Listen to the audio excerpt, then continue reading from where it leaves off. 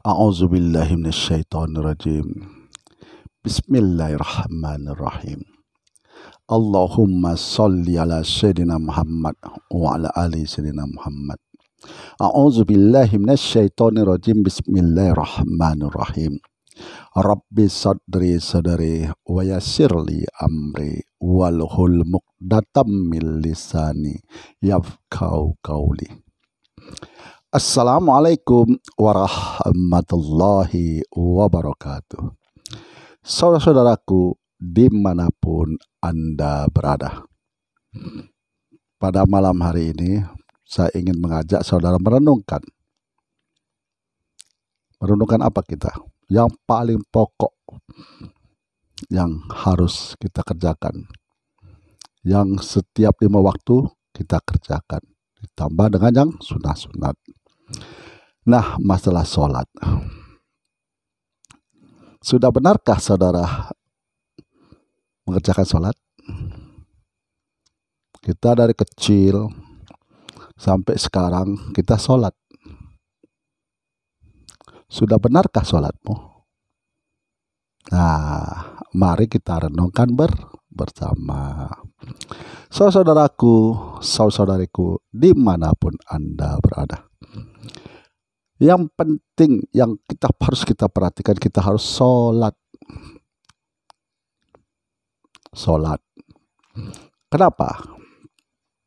Karena perkara yang akan diperiksa pertama kali itu adalah masalah sholat. Kalau baik sholatmu, maka akan baiklah keseluruhan. Tapi kalau jelek sholatmu, maka jeleklah keseluruhan. Nah, saya lihat di medsos, orang sedang belajar gerakan sholat. Saya senyum-senyum saya. Bagaimana mereka diguncangkan dengan suatu ajaran dari Ustadz Wahab Salafi. Ya sudah tua-tua itu, baru belajar gerakan sholat. Baru gerakan. Apakah itu benar? Benar itu. Tapi yang harus kita perhatikan yang pertama kali adalah niat. Selalu luruskan niat kita karena Allah. Gitu. Jadi yang pertama kali adalah niat. Jadi kalau setiap kita mau sholat, niat kita tuh selalulah kita niatkan karena Allah. Yang kedua,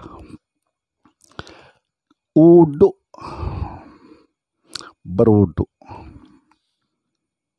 Nah, itu harus kita perhatikan, kita berwudu, cara-cara kita berwudu, ya kan?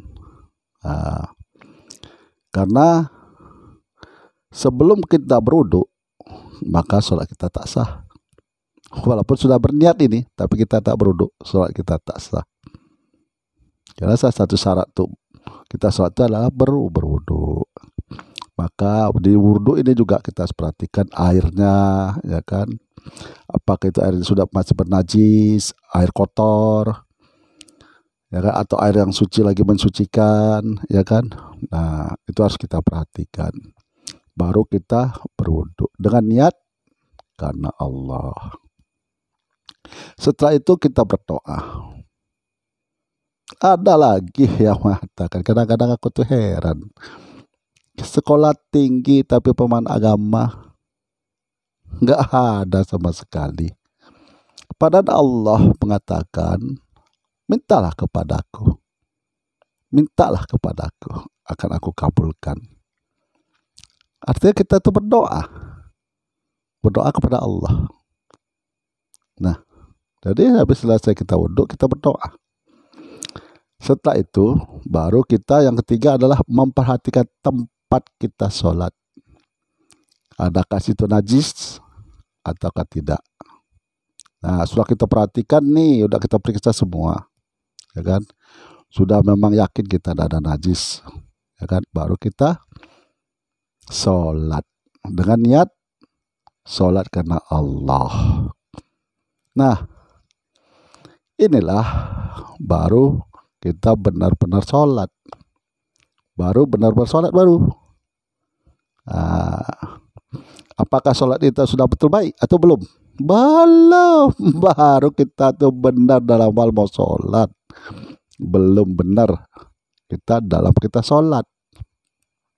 Karena pedoman kita sholat itu adalah inna sholata lil fahsai wal munkar.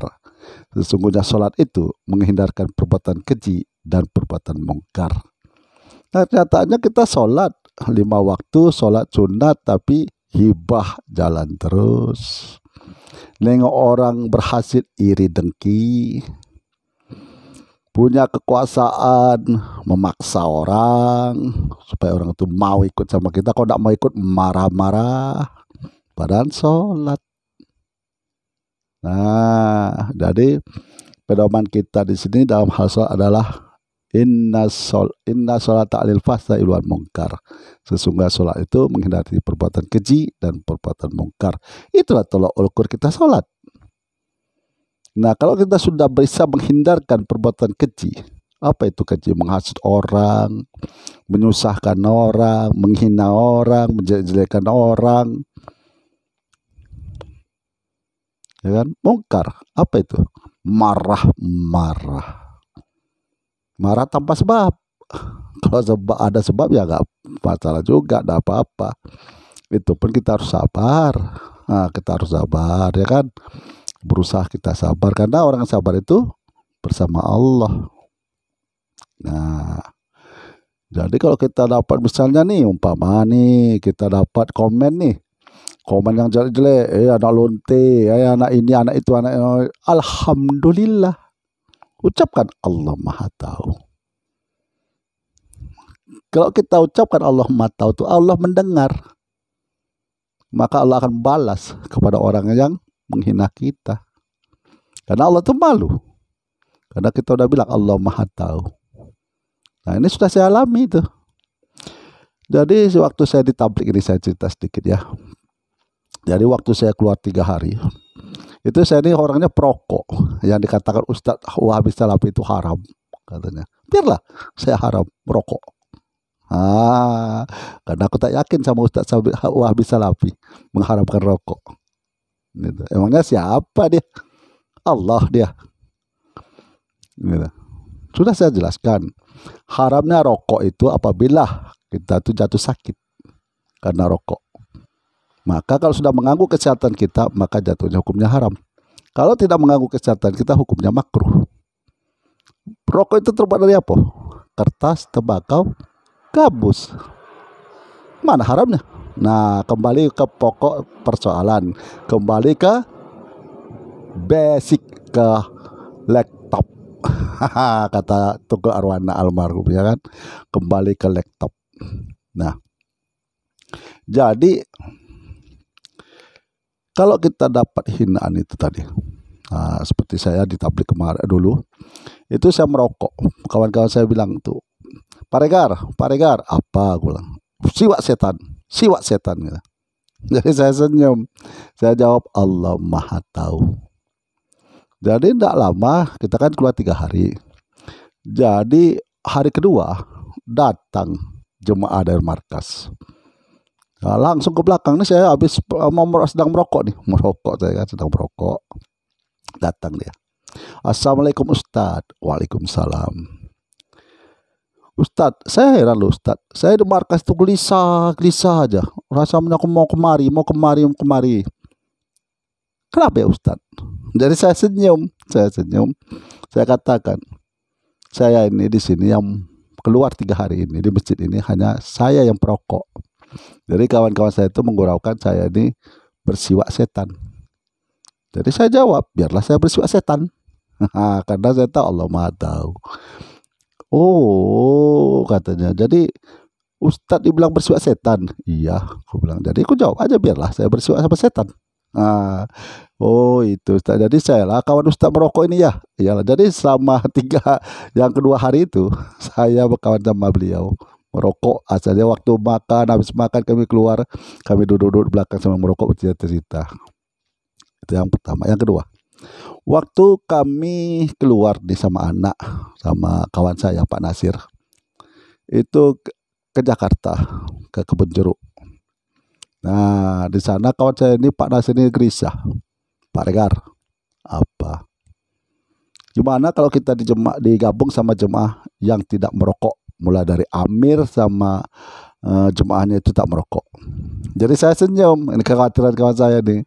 Jadi saya katakan, Allah Maha Tahu. Tenanglah wahai saudaraku. Jadi sudah 2 hari kita di sana, diputuskanlah oleh masing-masing yang di Kebun Jeruk bahwa kami digabung dengan jemaah yang ada di Bandung. Jadi mulai dari amir sampai jemaah itu perokok semua. Hendak dia tak merokok. Yang hendak merokok cuma anak saya sama Pak Nasir. Jadi saya bisikkan ke telinganya, apa aku katakan kan? Allah Maha Tahu. Nah, begitulah saudaraku. Jangan kita kecewa dengan bulian orang. Jangan kita galau karena hinaan orang. Jangan, karena Allah itu Maha Tahu. Nah, jadi sudah kita ketahui tadi kan ya, yang kita harus perhatikan dalam sholat ya. Pertama, niat. Niatkanlah karena Allah semata-mata. Bukan niat karena ingin dipuji orang, bukan niat ingin dilihat orang, ya kan? Bukan niat untuk disanjung orang, ya kan? Bukan. Kita niatkan selalu karena Allah. Yang kedua, kita berwudu. Perhatikan wudu, air wudu. Kan ada najis nanda, mengalir nanda air ini. Ada tinggal sepertiga lagi, ya kan? Sepertiga dari bak kan? Kalau udah sepertiga nggak bisa kita pakai kan? Itu yang boleh yang kita pakai itu 2/3. Nah, yang ketiga, tempat kita sholat ada najis, ya kan? Baru kita mengerjakan sholat dengan niat karena Allah semata-mata. Nah, cerminannya kita sholat tadi, pedomannya itu tadi, inna sholata alil fahsya'i wal munkar. Selagi saudara melakukan perbuatan keji, selagi saudara berbuatan mungkar, tanyakan sholatmu. Perhatikan sholatmu. Bukan hanya sekedar gerak sholatmu. Tapi hasil dari engkau sholat tadi. Hasil engkau sholat tadi itu perhatikan. Kalau masih mengerjakan perbuatan yang keji, kalau masih mengerjakan perbuatan mungkar, pertanyakan sholatmu. Sebelum sholatmu diperiksa, dipertanyakan. Jangan sampai nanti kau sudah sholat tapi tidak diakui kau sudah sholat. Nah, sekarang saya ingin bertanya nih, lain dari persoalan sholat, masalah haji, rukun Islam yang kelima. Ini saya khususkan bagi bapak-bapak, ibu-ibu yang sudah berangkat haji, yang menyandang gelar haji dan hajjah. Kok berani ibu bapak memakai gelar haji? Yang kedua, siapa yang memberikan gelar haji itu? Hajjah itu siapa? Yang ketiga, kenapa kau sia-siakan gelar haji hajjah tadi dengan perbuatanmu yang tidak sesuai dengan pedoman Al-Quran dan hadis? Kenapa kau sia-siakan? Tadi saya ulangi, khusus bagi bapak-bapak, ibu-ibu yang sudah berangkat haji. 1. Siapa yang memberikan gelar haji, hajjah padamu? Yang kedua, kenapa engkau sia-siakan gelar hajimu, hajjahmu? Kenapa kau sia-siakan? Yang ketiga,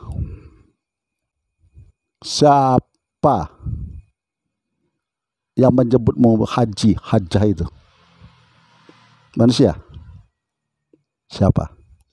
Nah, kalau ada yang penasaran, ya kan bapak-bapak haji, cuman maaf ini ya, ini kan hanya untuk menambahkan iman hakul yakin bapak-bapak, sehingga haji dan hajjah bapak itu tidak sia-sia belaka. Karena di situ bapak sudah mengorbankan harta, ya kan, sudah mengorbankan waktu, ya kan, mempertaruhkan nyawa, ya kan. Nah, disitulah ingin saya nanti di satu kesempatan nanti di video saya yang selanjutnya akan saya kupas masalah haji. Nah, jawab pertanyaan saya itu di kolom komentar saya. Bagi bapak-bapak, ibu-ibu yang sudah haji dan hajjah, yang kebetulan melihat konten saya ini, silakan jawab di kolom komentar saya. Nah, bagi saudaraku yang menonton dan melihat konten saya ini, mudah-mudahan menambahkan iman hakul yakin saudara-saudariku kepada Allah yang Maha Kuasa. Dan tak lupa, ini masuk angin dari keluar bersendawa. Nah, ada maaf ya. Nah, yang kedua, saya tetap akan mendoakan bagi saudaraku, saudara-saudariku yang dirawat di rumah sakit maupun dirawat di rumah. Mudah-mudahan Allah mengangkat penyakit saudaraku dan pulih seperti sedia kala, beraktivitas sebagaimana biasanya. Andai kata video saya ini bermanfaat bagi bapak-bapak, ibu-ibu, saudara-saudaraku dan saudara-saudariku untuk menambahkan amal ibadah sehingga kita memperoleh pahala, sharing,